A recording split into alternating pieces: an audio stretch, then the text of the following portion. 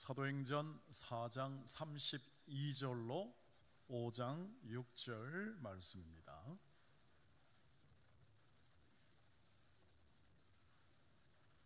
한 절씩 교독하겠습니다. 제가 32절을 읽습니다. 믿는 무리가 한 마음과 한 뜻이 되어 모든 물건을 서로 통용하고 자기 재물을 조금이라도 자기 것이라 하는 이가 하나도 없더라.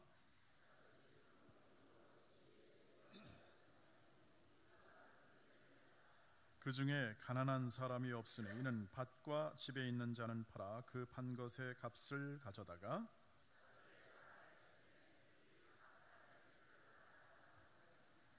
구브로에서 난 레위족 사람이 있으니 이름은 요셉이라. 사도들이 일컬어 바나바라, 번역하면 위로의 아들이라 하니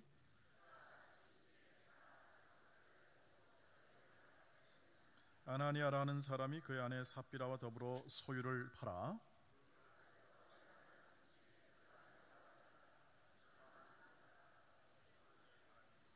베드로가 이르되 아나니아야, 어찌하여 사탄이 내 마음에 가득하여 내가 성령을 속이고 땅 값 얼마를 감추었느냐?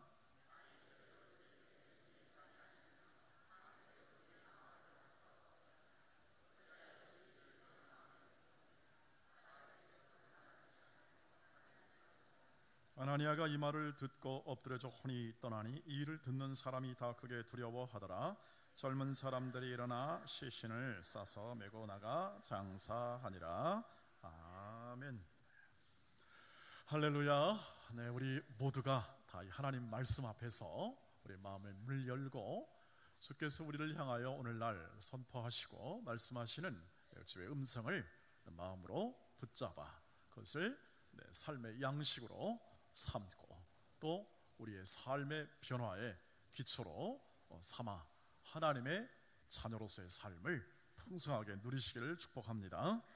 여러분, 마중물이라는 단어를 아시리라 생각합니다. 여기 많은 분들이 옛날 펌프식 이 수돗물을 사용하신 적이 있을 겁니다.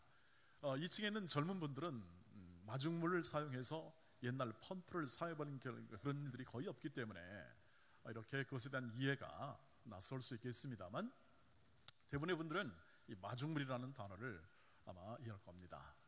펌프로 이렇게 물을 길어 올릴 때 그냥 올리지 않고 마중물이라는 물을 넣어서 그것을 펌프질 할 때 그 마중물을 통해서 원생수가 많이 흘러나오도록 하는 것이 바로 마중물의 역할이 되겠습니다. 그래서 의미상, 마중물에 관한 의미상 이런 의미로 사용하죠.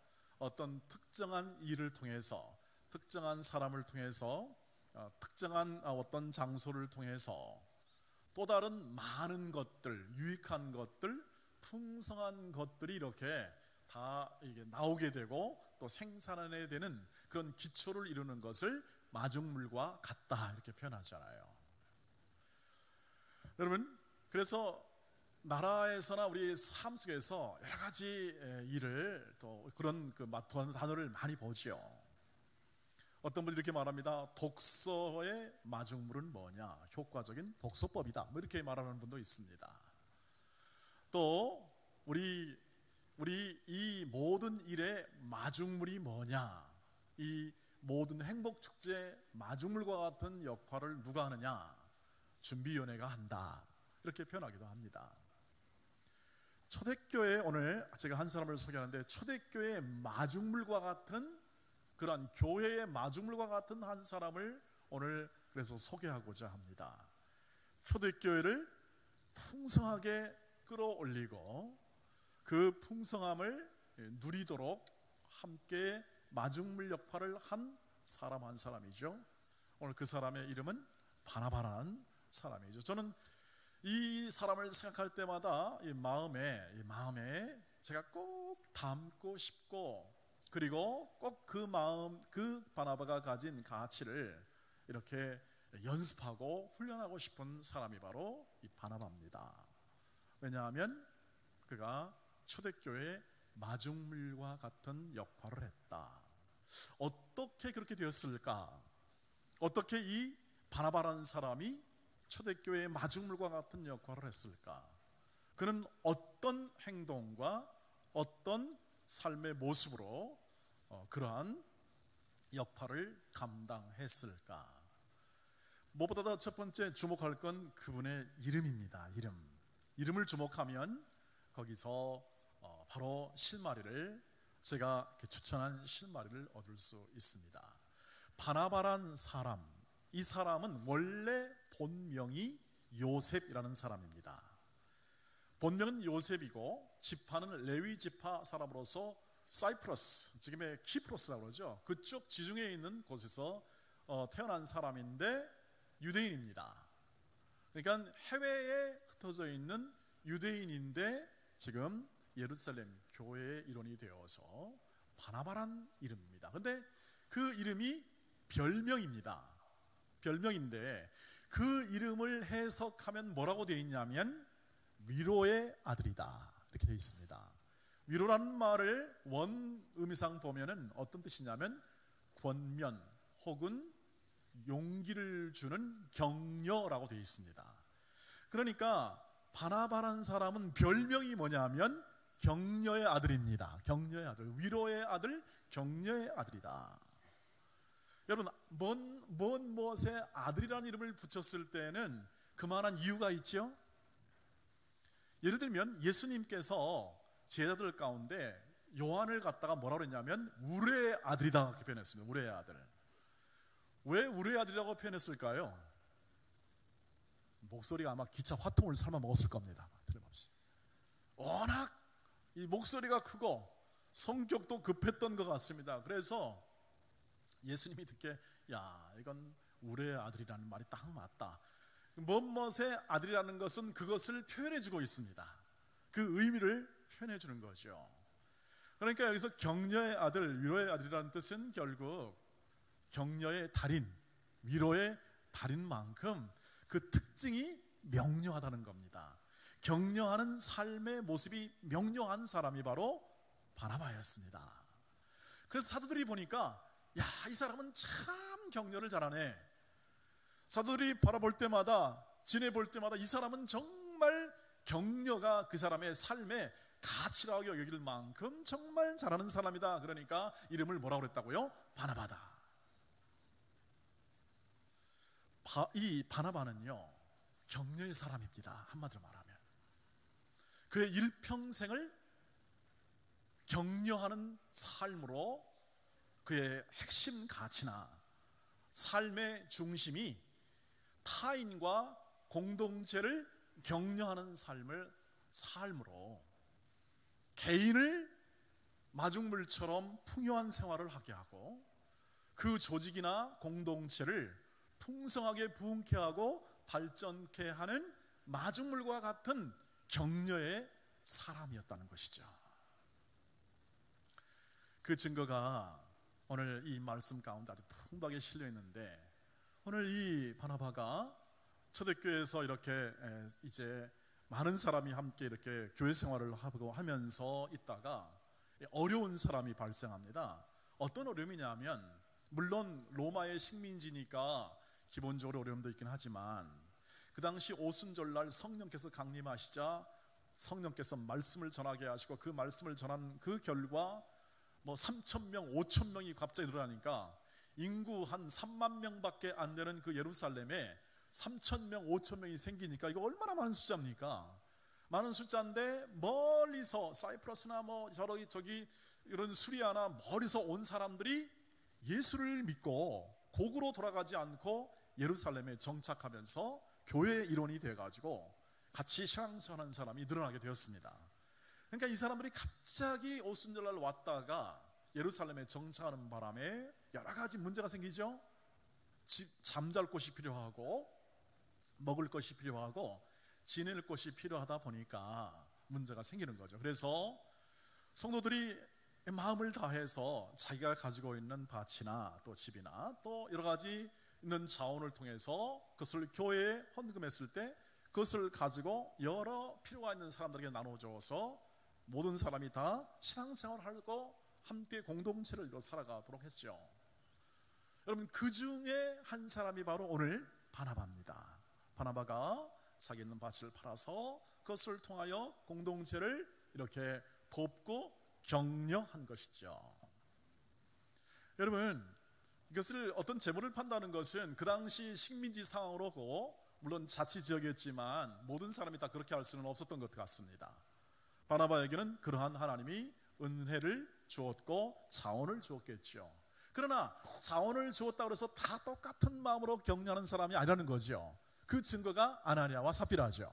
오늘 말씀을 읽었습니다만 아나니아와 삽비라가 이 바나바처럼 자신도 자신의 이 재산을 팔았습니다. 팔아가지고 그것을 하나님께 다 드린 게 아니라 일부만 드렸어요.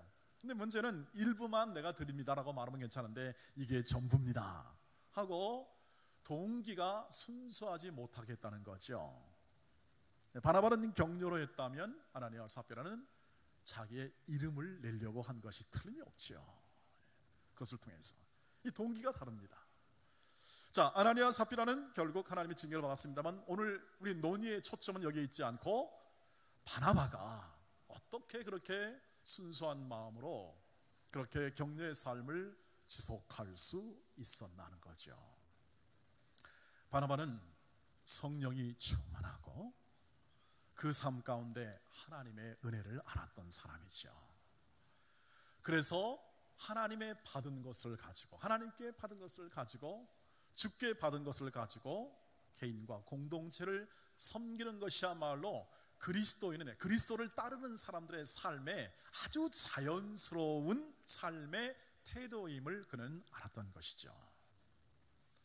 그래서 그 성품에 걸맞게 착하고 성령 충만한 성품에 걸맞게 지속적으로 다른 사람을 격려합니다.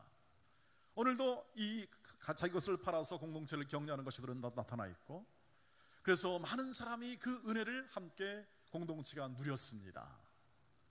그리고 바나바가 교회에 기념한 필요가 있을 때마다 언제나 교회의 마중물과 같은 교회를 격려하는 선택을 하게 되는 거죠. 예를 들면 안디옥 교회가 저쪽 북쪽의 안디옥 교회가 새롭게 이렇게 잘 일어났을 때 예루살렘 교회에 있는 모든 구성원들이 저 안디옥 교회를 도와야겠다 생각했을 때 누굴 파송하냐면 바나바를 파송합니다. 그래서 바나바가 가서 그 교회를 돕고 또 그 교회를 격려하며 섬기고 그 교회를 크게 부흥케 하죠. 그저 사도들의 입장에서 보면 가장 믿고 맡길 수 있고 언제나 말 없이 이름 없이 잘 격려와 섬김을 하는 사람의 대표가 누구냐? 바나바라는 사실이죠. 제가 그 증거를 성경에서 찾는데 그 증거가 뭐냐면 바나바가 별로 이름을 드러내질 않아요. 이름이 별로 없어요. 중요한데 대목만 해놓고 이름이 드러나질 않아요. 그리고 바나바는 결코 다른 어떤 부정적 표현이 나오지가 않아요. 사람마다 다 약점이 있고 또 부족한 면이 있긴 하겠습니다만 그의 이 격려의 삶에 비해서 그의 실수는 아주 가려질 수 있는 부분이라는 그런 생각을 해보게 됩니다. 공동체의 마중물, 격려의 사람, 바로 이 바나바를 알겠죠. 그런데 이것보다 또 하나의 큰 의미에 있어서 개인을 향한 그의 격려는 바로 바울을 통해서 나타납니다. 바울이 예수를 처음부터 잘 믿는 것이 아니었죠. 바울은 예수를 믿는 것이 아니라 자신은 하나님을 섬긴다고 하면서 예수 그리스도 길과 정반대 길을 걸어왔습니다. 잘못된 열심이죠. 열심은 있었는데 잘못된 열심이었어요.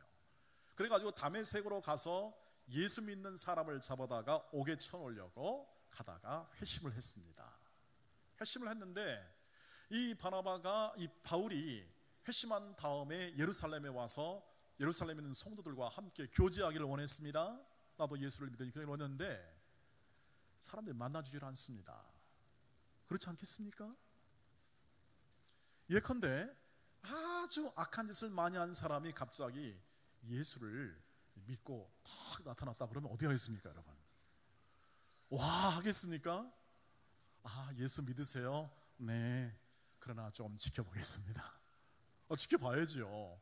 여러분, 예수를 믿는다고 갑자기 이렇게 뭐 성격이 바꾸고 막 기질이 바뀌는 건 아니잖아요.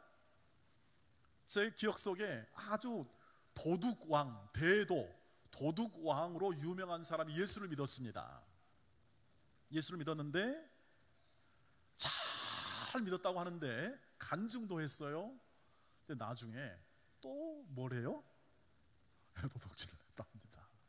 그게 이제 삶이 부유해지고 힘들어지면 또 그 길로 가거나 혹은 자기의 옛날의 습관이 나오게 되는 거죠. 주먹을 썼던 사람은 뭐가 나옵니까? 주먹을 쓰게 나오고 말이죠. 그런 그것이 나오게 되는 건데요. 이 많은 사람이, 예루살렘에서 있는 성도들의 많은 사람이 바울이 회심했다고 그러는데 도대체 그걸 뭐 믿을 수가 없으니까 다들 이렇게 한대. 그때 딱 그것을 믿어준 사람이 누구냐? 바나바입니다. 바나바가 바울을 믿었어요. 신뢰하고 이 바울을 데려다가 예루살렘 교회 성도들과 제자, 사도들과 함께 교제를 형성시켰습니다.